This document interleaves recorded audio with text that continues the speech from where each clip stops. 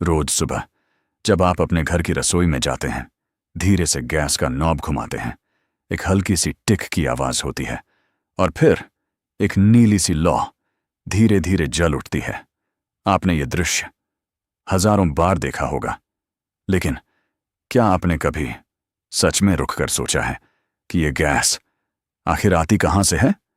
ये सिर्फ एक सिलेंडर नहीं है, ये सिर्फ एक पाइप से आने वाली चीज नहीं है, ये एक कहानी है, एक बहुत लंबी, बहुत गहरी और बहुत ही अद्भुत कहानी। जरा कल्पना कीजिए, आप अभी जहां खड़े हैं उस जमीन के नीचे सैकड़ों मीटर, हजारों मीटर और उससे भी नीचे एक अलग ही दुनिया है, अंधेरे से भरी हुई, भारी दबाव से भरी हुई, जहां तापमान इतना ज्यादा है कि कोई इंसान वहां जिंदा नहीं रह सकता। और यहीं से शुरू होती है आपकी रसोई तक पहुंचने वाली गैस की असली यात्रा। लेकिन ये यात्रा आज से नहीं शुरू होती, ये शुरू होती है करोड़ों साल पहले, उस समय जब पृथ्वी पर इंसान नहीं थे, कोई शहर नहीं था, कोई सड़क नहीं थी, कोई गैस सिलेंडर नहीं था, सिर्फ प्रकृति थी, घने जंगल जहां सूरज की रोशनी मुश्किल से जमीन तक पहुंचती थी, विशाल पेड़ जो आसमान को छूते थे, और दूसरी तरफ गहरे समुद्र जहां लाखों करोड़ों छोटे छोटे जीव रहते थे, इतने छोटे कि उन्हें आंखों से देख पाना भी मुश्किल था। ये जीव दिन भर सूरज की रोशनी लेते, ऊर्जा बनाते, जीते और फिर एक दिन मर जाते। अब आप सोच रहे होंगे कि इन छोटे छोटे जीवों का आपकी रसोई में जलने वाली गैस से क्या संबंध? यही तो असली रहस्य है। जब ये जीव मरते थे तो ये धीरे धीरे समुद्र की गहराई में बैठ जाते थे और फिर उनके ऊपर मिट्टी की परत जमती, फिर रेत, फिर पत्थर। हर साल, हर सदी, हर 1000 साल ये परतें और मोटी होती जाती थीं। अब नीचे दबे हुए ये जीव पूरी तरह बंद हो चुके थे। न हवा, न ऑक्सीजन, न कोई रास्ता, सिर्फ दबाव और गर्मी। धरती के अंदर जितना नीचे जाओगे उतना ज्यादा दबाव, उतना ज्यादा तापमान, और यही दो चीजें धीरे धीरे इन मृत जीवों को बदलना शुरू कर देती हैं। उनका असली रूप खत्म हो जाता है और वो बदलने लगते हैं, पहले एक गाढ़े काले पदार्थ में जिसे वैज्ञानिक कहते हैं केरोजन। फिर समय के साथ ये केरोजन बदलकर बनता है हाइड्रोकार्बन, और यही हाइड्रोकार्बन आगे चलकर बनता है नेचुरल गैस और पेट्रोलियम। लेकिन याद रखिए, यह कोई तेज प्रक्रिया नहीं है, यह एक धीमी, बहुत ही धीमी प्रक्रिया है। इतनी धीमी कि इंसान की पूरी सभ्यता भी इसके सामने बहुत छोटी लगती है। लाखों साल, करोड़ों साल, तभी जाकर थोड़ी सी गैस बनती है। अब यह गैस धरती के अंदर ऐसे ही नहीं घूमती रहती, यह खास जगहों पर जमा होती है। लेकिन वो जगह खाली गुफा जैसी नहीं होती, बल्कि चट्टानों के अंदर होती है। अब आप सोचेंगे, चट्टान के अंदर गैस कैसे हो सकती है? लेकिन हर चट्टान एक जैसी नहीं होती। कुछ चट्टानों में बहुत छोटे छोटे छेद होते हैं, इतने छोटे कि आप उन्हें देख भी नहीं सकते। लेकिन वही छेद गैस को अपने अंदर रोक लेते हैं। जैसे एक स्पंज पानी को अपने अंदर सोख लेता है, वैसे ही ये चट्टानें गैस को अपने अंदर कैद कर लेती हैं। और इनके ऊपर एक बहुत मजबूत परत होती है जिसे कहते हैं कैप रॉक। ये कैप रॉक एक ढक्कन की तरह काम करती है। अगर ये ना हो तो गैस धीरे धीरे ऊपर निकल जाएगी और कभी जमा ही नहीं हो पाएगी। तो अब सोचिए, नीचे गैस से भरी चट्टान और ऊपर मजबूत ढक्कन, यही है धरती के अंदर छिपा हुआ गैस का खजाना। लेकिन इंसान को इस खजाने तक पहुंचना था, और यहीं से शुरू होती है विज्ञान की सबसे दिलचस्प यात्रा। वैज्ञानिकों ने एक तरीका खोजा जिसे कहते हैं साइज्मिक सर्वे। जमीन के ऊपर बड़ी बड़ी मशीनें लगाई जाती हैं। ये मशीनें जमीन के अंदर कंपन भेजती हैं। ये कंपन नीचे जाकर अलग अलग परतों से टकराते हैं और वापस लौटते हैं। अब कंप्यूटर इन सिग्नल्स को पढ़ता है और समझता है कि नीचे क्या है। अगर नीचे सिर्फ पत्थर है तो सिग्नल अलग होगा, अगर नीचे गैस है तो सिग्नल अलग होगा, इस तरह बिना जमीन खोदे वैज्ञानिक ये जान लेते हैं कि कहाँ छिपा है गैस का खजाना। और जैसे ही ये जगह मिलती है, शुरू होता है सबसे मुश्किल काम, ड्रिलिंग। विशाल मशीनें, ऊंचे ऊंचे टावर और एक लंबा मजबूत ड्रिल धीरे धीरे जमीन के अंदर जाता है। 1000 मीटर, 2000 मीटर, 3000 मीटर और कभी कभी 5000 मीटर तक। जितना नीचे जाते हैं उतना खतरा बढ़ता है, लेकिन इंसान रुकता नहीं। और जब आखिरकार ड्रिल उस जगह तक पहुंचता है जहां गैस मौजूद है, तो एक अद्भुत पल आता है। गैस खुद ही ऊपर आने लगती है, जैसे कोई दबा हुआ खजाना अचानक बाहर निकल आया हो। लेकिन इसे संभालना जरूरी है, वरना बड़ा हादसा हो सकता है। इसलिए वहां लगाए जाते हैं सुरक्षा के खास उपकरण, और फिर धीरे धीरे उस गैस को बाहर निकाला जाता है, साफ किया जाता है और एक लंबी यात्रा पर भेज दिया जाता है, हजारों किलोमीटर दूर आपके घर तक। और अंत में वही गैस आपके चूल्हे पर जलती है, एक छोटी सी नीली लौ बनकर। और अब जब अगली बार आप गैस जलाएं, तो सिर्फ खाना मत बनाइए। एक पल के लिए सोचिए कि ये लौ धरती की गहराइयों से आई है, लाखों साल पुरानी है, और यही है गैस की असली कहानी। लेकिन कहानी यहीं खत्म नहीं होती, क्योंकि जो गैस जमीन के अंदर से निकाली गई है, वो अभी भी वैसी नहीं है जैसी आप अपने घर में इस्तेमाल करते हैं। वो कच्ची है, अधूरी है और कई मायनों में खतरनाक भी है।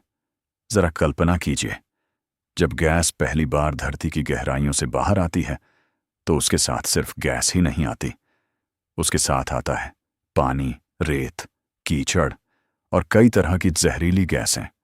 कुछ गैसें ऐसी होती हैं जो इंसान के लिए जानलेवा हो सकती हैं, इसलिए उसे सीधे इस्तेमाल करना नामुमकिन है।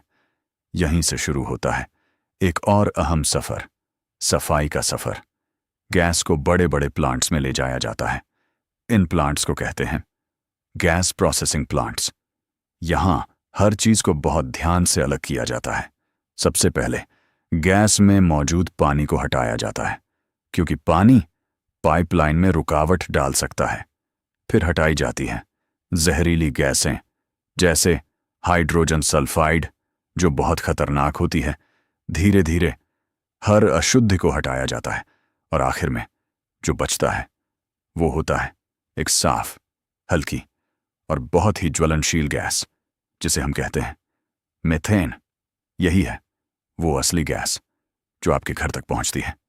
लेकिन अब भी इसका सफर खत्म नहीं हुआ। अब इसे पहुंचना है हजारों किलोमीटर दूर, शहरों तक, गांवों तक और आखिर में आपके घर तक। अब सोचिए, इतनी हल्की गैस इतनी लंबी दूरी कैसे तय करती होगी? इसके लिए बनाई जाती हैं विशाल पाइपलाइंस। ये पाइपलाइन सिर्फ साधारण पाइप नहीं होती, ये मजबूत स्टील से बनी होती हैं, जमीन के नीचे कई फीट गहराई में, ताकि ये सुरक्षित रहें। कुछ पाइपलाइन तो समुद्र के नीचे से भी गुजरती हैं, जहां चारों तरफ सिर्फ पानी होता है।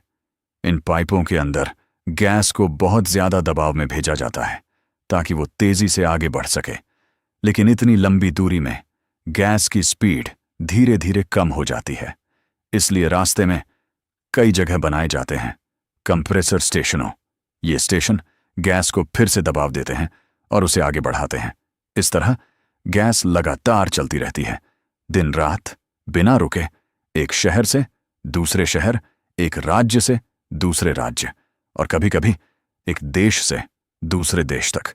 अब धीरे धीरे ये गैस पहुंचती है आपके शहर में, लेकिन यहां भी इसे सीधे घरों में नहीं भेजा जाता। पहले इसे छोटे छोटे नेटवर्क में बांटा जाता है और फिर 2 रास्तों से ये आपके घर तक पहुंचती है। पहला रास्ता, जिसे कहते हैं PNG यानी पाइप नेचुरल गैस। इसमें गैस सीधे पाइप के जरिए आपके घर तक आती है। आपके घर में एक मीटर लगा होता है जो बताता है आपने कितनी गैस इस्तेमाल की। यह तरीका बहुत आसान है, कोई सिलेंडर नहीं, कोई बार बार भरवाने की जरूरत नहीं, बस नॉब घुमाइए और गैस तैयार। दूसरा तरीका है LPG यानी लिक्विफाइड पेट्रोलियम गैस। इसमें गैस को लिक्विड फॉर्म में बदला जाता है, क्योंकि लिक्विड बनने पर वो कम जगह घेरती है और आसानी से स्टोर की जा सकती है। फिर इसे बड़े टैंकों में भरा जाता है और वहां से फिलिंग प्लांट्स तक भेजा जाता है, जहां हजारों सिलेंडरों में इसे भरा जाता है। हर सिलेंडर कई चेक्स से गुजरता है ताकि वो सुरक्षित रहे। फिर ये सिलेंडर ट्रक्स में लोड किए जाते हैं और निकल पड़ते हैं आपके शहर की तरफ, आपके मोहल्ले की तरफ, और आखिर में आपके घर के दरवाजे तक। जब डिलीवरी वाला आपको सिलेंडर देता है तो शायद आपको अंदाजा भी नहीं होता कि इस सिलेंडर ने कितना लंबा सफर तय किया है। अब एक और दिलचस्प बात, प्राकृतिक गैस बिल्कुल बिना स्मेल की होती है, यानी अगर गैस लीक हो जाए तो आपको पता ही नहीं चलेगा, और यही सबसे बड़ा खतरा है। इसलिए इसमें मिलाया जाता है एक खास केमिकल जिसे कहते हैं एथिल मरकप्टान। यही वो चीज है जिसकी वजह से आपको गैस में वो तेज बदबू आती है, और जैसे ही ये स्मेल आती है आप तुरंत समझ जाते हैं कि कहीं ना कहीं गैस लीक हो रही है, और आप सावधान हो जाते हैं, क्योंकि गैस जितनी उपयोगी है उतनी ही खतरनाक भी हो सकती है। अगर ध्यान न दिया जाए तो एक छोटी सी चिंगारी बड़ा हादसा बन सकती है। इसलिए हमेशा सावधान रहना जरूरी है। और अब जब आप ये पूरी कहानी जान चुके हैं, तो अगली बार जब आप गैस जलाएं तो सिर्फ खाना मत बनाइए। एक पल के लिए रुकिए और सोचिए कि ये छोटी सी नीली लौ कितनी लंबी यात्रा करके आई है, धरती की गहराइयों से, लाखों साल के समय से, हजारों किलोमीटर के सफर से, और आज आपके सामने जल रही है। शांत लेकिन शक्तिशाली, साधारण लेकिन अद्भुत। और यही है गैस की असली, पूरी और अनदेखी कहानी। लेकिन अगर आप सोचते हैं कि अब आपने गैस की पूरी कहानी समझ ली है, तो रुकिए, क्योंकि अभी भी इस कहानी का एक हिस्सा बाकी है। एक ऐसा हिस्सा जिसे हम अक्सर नजरअंदाज कर देते हैं, और वो है इंसान और तकनीक की मेहनत। जरा सोचिए, धरती के अंदर से गैस निकालना, उसे साफ करना, हजारों किलोमीटर दूर भेजना, ये सब सुनने में जितना आसान लगता है, असल में उतना है नहीं। इसके पीछे काम करते हैं हजारों इंजीनियर, वैज्ञानिक और मजदूर, जो दिन रात खतरनाक जगहों पर काम करते हैं। कई बार समुद्र के बीचों बीच, जहां चारों तरफ सिर्फ पानी होता है, वहां बनाए जाते हैं ऑफशोर प्लेटफॉर्म्स। ये प्लेटफॉर्म समुद्र के अंदर गहराई तक जाते हैं और वहीं से गैस को निकाला जाता है। सोचिए, तेज हवाएं, ऊंची लहरें, तूफान, और इन सब के बीच लोग काम कर रहे हैं ताकि आपके घर की रसोई कभी ठंडी न पड़े। और सिर्फ समुद्र ही नहीं, कई बार रेगिस्तान में भी, जहां चारों तरफ सिर्फ रेत होती है, दिन में तेज धूप, रात में कड़ाके की ठंड, फिर भी काम जारी रहता है, क्योंकि गैस सिर्फ एक सुविधा नहीं है, यह एक जरूरत है। अब जरा एक और बात सोचिए, क्या होगा अगर एक दिन ये गैस आना बंद हो जाए? आपकी रसोई, जहां आप रोज खाना बनाते हैं, वहां अचानक चूल्हा जलना बंद हो जाए, न गैस न आग। आप क्या करेंगे? यही वजह है कि पूरी दुनिया में गैस की सप्लाई को कभी रुकने नहीं दिया जाता। इसके लिए बनाए जाते हैं कंट्रोल रूम्स, जहां बड़ी बड़ी स्क्रीन होती हैं। हर पाइपलाइन, हर प्रेशर, हर फ्लो, सब कुछ मॉनिटर किया जाता है। अगर कहीं भी थोड़ी सी भी गड़बड़ी होती है तो तुरंत अलर्ट मिल जाता है और कुछ ही मिनटों में समस्या को ठीक कर दिया जाता है। क्योंकि यह सिर्फ गैस नहीं है, यह लाखों लोगों की रोजमर्रा की जिंदगी से जुड़ी है। अब एक और सवाल, क्या गैस हमेशा के लिए रहेगी या एक दिन यह खत्म हो जाएगी? सच ये है कि प्राकृतिक गैस एक लिमिटेड रिसोर्स है, यह हर दिन बनती नहीं है। जो गैस आज हम इस्तेमाल कर रहे हैं वह करोड़ों साल में बनी है और हम उसे कुछ ही सालों में खत्म कर रहे हैं। इसलिए दुनिया अब धीरे धीरे नई एनर्जी सोर्सेज की तरफ बढ़ रही है, जैसे सोलर एनर्जी, विंड एनर्जी। लेकिन फिर भी आज के समय में गैस एक बहुत बड़ा सहारा है, खासकर घर की रसोई के लिए। अब जरा आखिरी बार उस छोटी सी नीली लौ को याद कीजिए जो आपके चूल्हे पर जलती है। वो सिर्फ आग नहीं है, वो एक कहानी है। धरती की गहराइयों की कहानी, समय की कहानी, मेहनत की कहानी और इंसान की उस कोशिश की कहानी जिसने असंभव को संभव बना दिया। धरती के नीचे छिपी हुई चीज को निकालकर हर घर तक पहुंचा दिया। और अब जब अगली बार आप गैस जलाएं तो बस एक पल के लिए रुक कर सोचिए कि ये लौ सिर्फ खाना नहीं बना रही, ये आपको जोड़ रही है उस पूरी यात्रा से जो लाखों साल पहले शुरू हुई थी और आज भी चल रही है, शांत, धीरे, लेकिन लगातार। और शायद यही है इस पूरी कहानी की सबसे खास बात कि हम इसे हर दिन देखते हैं, लेकिन फिर भी इसे कभी समझ नहीं पाते। और शायद अगर हम सच में इस पूरी कहानी को महसूस करना चाहें तो हमें थोड़ा रुकना पड़ेगा, थोड़ा धीमा होना पड़ेगा, क्योंकि यह कहानी तेजी से समझ में आने वाली नहीं है। यह एक ऐसी कहानी है जो समय के साथ चलती है, धीरे धीरे, बहुत धीरे, जैसे धरती खुद सांस ले रही हो। जरा अपनी आंखें बंद करके सोचिए, आप जमीन के ऊपर खड़े हैं, लेकिन आपका मन धीरे धीरे नीचे जा रहा है। पहले कुछ फीट, फिर कुछ मीटर, फिर सैकड़ों मीटर, और फिर आप पहुंच जाते हैं उस गहराई में जहां न रोशनी है, न आवाज, सिर्फ सन्नाटा। और वही सन्नाटा हजारों सालों से, लाखों सालों से अपनी जगह पर ठहरा हुआ है। और उसी सन्नाटे के बीच धीरे धीरे बन रही है गैस। कोई जल्दी नहीं, कोई हड़बड़ी नहीं, बस समय और प्रकृति मिलकर एक ऊर्जा तैयार कर रहे हैं जो एक दिन धरती के ऊपर जाएगी और इंसान की जिंदगी का हिस्सा बनेगी। अब सोचिए, धरती के अंदर कितना कुछ हो रहा है जो हमें दिखाई नहीं देता। कितनी प्रक्रियाएं, कितनी हलचल, कितनी ऊर्जा, लेकिन ऊपर सब कुछ शांत लगता है। यही तो प्रकृति की खासियत है, वो अपने सबसे बड़े काम सबसे शांत तरीके से करती है। और इंसान धीरे धीरे इस शांति को समझना सीख रहा है, विज्ञान के जरिए, तकनीक के जरिए और अपनी जिज्ञासा के जरिए। अब जरा उस पल को याद कीजिए जब पहली बार इंसान ने जमीन से गैस निकलते हुए देखा होगा। वो एक चमत्कार जैसा रहा होगा, जैसे धरती के अंदर छिपा हुआ राज अचानक बाहर आ गया हो और उसी पल एक नई शुरुआत हुई होगी ऊर्जा की दुनिया में। धीरे धीरे इंसान ने सीखा कि इस गैस को कैसे इस्तेमाल करना है, कैसे इसे सुरक्षित रखना है, कैसे इसे दूर दूर तक पहुंचाना है। और आज हम उस मुकाम पर हैं जहां यह गैस हमारी रोजमर्रा की जिंदगी का हिस्सा बन चुकी है। लेकिन क्या हमने कभी इसका सम्मान किया है? क्या हमने कभी इसकी अहमियत को महसूस किया है? या फिर हमने इसे बस एक साधारण चीज मान लिया है जो हमेशा हमारे पास रहेगी? जरा सोचिए, जब आप गैस जलाते हैं तो वह लौ आपके लिए कितनी सामान्य होती है, लेकिन अगर वही लौ एक दिन न जले तो क्या होगा? आपको तुरंत फर्क महसूस होगा। यही फर्क इस बात का सबूत है कि यह गैस हमारी जिंदगी में कितनी जरूरी है।